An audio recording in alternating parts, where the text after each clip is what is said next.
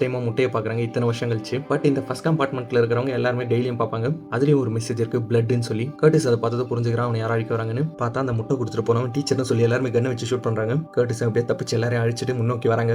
But அதுக்குள்ள பார்த்தா இன்னொரு மிகப்பெரிய வில்லன் மாதிரி ஒருத்தர் இருக்கான். இவங்களை தேடிட்டு இருக்கான். கரெக்டா அப்பதான் ட்ரெயின் கர்வ் ஆகும். இவன் ஒரு கம்பார்ட்மெண்ட்ல இருப்பான். கர்டிஸோட கேங் இன்னொரு கம்பார்ட்மெண்ட்ல இருப்பாங்க. கரெக்டா பாயிண்ட் பண்ணி 2 பேரும் ஷூட் பண்ணிப்பாங்க. பட் 2 பேருக்குமே எதுவுமே ஆகாது. எப்படியும் அவங்களையும் தேடி கண்டுபிடிச்சிடறான். அவனையும் எப்படியும் அடிச்சு போட்டு எல்லாரும் அங்க இருந்து கிளம்புறாங்க. பட் இவ்வளவு ஸ்ட்ரகிள்ல ரொம்ப ஒரு சில பேர் மட்டும் தான் உயிரோட இருக்காங்க. அந்த டோர் ஓபன் பண்ற நபரும் ரொம்ப அடிபட்டிருக்கு, ரொம்ப டயர்ட் ஆயிடுறாரு. இன்ஜின் ரூம் கிட்ட வந்துட்டாங்க, அதை மட்டும் ஓபன் பண்ண முடியாதுன்றாரு. கர்டிஸ் ரொம்ப கோவம் வருது. பட் அவரும் இத்தனை குரோமோ எனக்கு கொடுத்தே, அவன் ஒரு டோர் ஓபன் பண்ணும்போது 2 குரோமோ அவனுக்கு கொடுப்பான். அவரும் எல்லாத்தையும் சேர்த்து வச்சு இதை ஒரு வெடிமருந்து மாதிரி யூஸ் பண்ணி நம்ம கதவை உடைக்க வச்சு இங்க இருந்து நம்ம தப்பிச்சு போயிடலாம். நான் உனக்கு நோட் பண்ணேன். ஃபர்ஸ்ட் இந்த ட்ரெயின் ஏறும்போது இந்த அளவுக்கு பனி கிடையாது. இப்போ இத்தனை வருஷம் ஆயிடுச்சு. இந்த 17 வருஷத்துல நிறைய பனி உறைஞ்சு போனதெல்லாம் கரைஞ்சு போகுது. இப்போ என்னால் நிறைய விஷயத்த பார்க்க முடியுது. ஸோ வெளியே டெம்பரேச்சர் கரெக்டாக தான் இருக்கும். நம்மளால சாக மாட்டோம், நம்மளால சர்வே ஆக முடியும் அப்படின்னு சொல்றாரு. பட் கர்டிஸ்க்கு இதெல்லாம் பேசவே பிடிக்கல. ஏன்னா அவன் கதையை சொல்ல ஆரம்பிக்கிறான். பின்னாடி அந்த லாஸ்ட் கம்பார்ட்மெண்ட்ல யாருக்குமே ஏறினப்போ சாப்பாடே கிடையாது. உலகமே அழிஞ்சு போயிடுச்சு, எங்களுக்கு எப்படி சாப்பாடு கிடைக்கும்? நாங்கள் எல்லாருமே ஒருத்தர் அடிச்சுட்டு செத்து போய் சாப்பிட ஆரம்பிச்சோம். எனக்கு மனுஷங்க கறி எப்படி இருக்கும் தெரியும், அதுலயும் டேஸ்டா இருக்கிறது குழந்தைங்களோட கறி தான். குழந்தைங்களை தேடி கொலை பண்ணி சாப்பிட ஆரம்பிச்சோம். அப்படி ஒரு நாள் ஒரு அம்மா அவங்களோட குழந்தைய பாதுகாத்துட்டு இருந்தாங்க. அவங்களை கொலை பண்ணிட்டு அவங்களோட குழந்தைய தூக்குனாங்க. அப்போ ஒரு பெரியவர் வந்து அவரோட கையை வெட்டி போட்டாரு. உங்களுக்கு பசிச்சா இதை எடுத்து சாப்பிடுங்க அப்படின்னு சொன்னாரு. அப்பதான் எனக்கு புரிஞ்சது எவ்வளவு கேவலமானவனா நான் மாறி இருக்கேன். அப்பத்துல இருந்து யாருமே அங்க சாப்பிடல.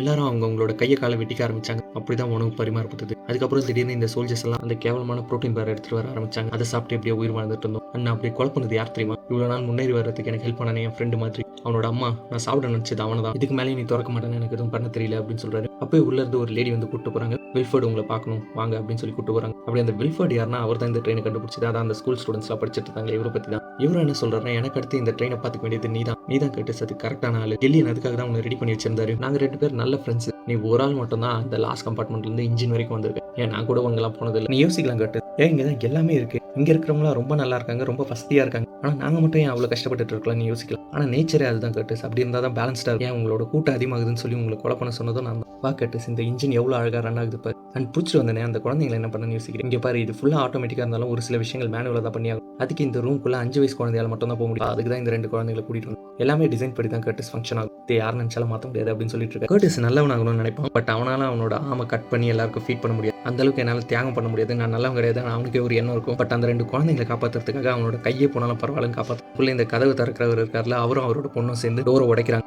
அந்த வெடிக்கிறதுல அந்த ட்ரெயினே கவுந்து விழுது. அந்த பொண்ணும் அந்த குழந்தைங்களும் அங்கிருந்து வெளியே வர. வெளியே பார்த்தா அவங்க மட்டும் இல்லை, போலார் பேர் மாதிரி நிறைய உயிரினங்கள் திரும்ப இந்த உலகம் வாழ்றதுக்கு தகுதியான இடமா மாறிடுச்சுன்னு நினைக்கிறேன். அப்படியே இந்த படம் முடியுது.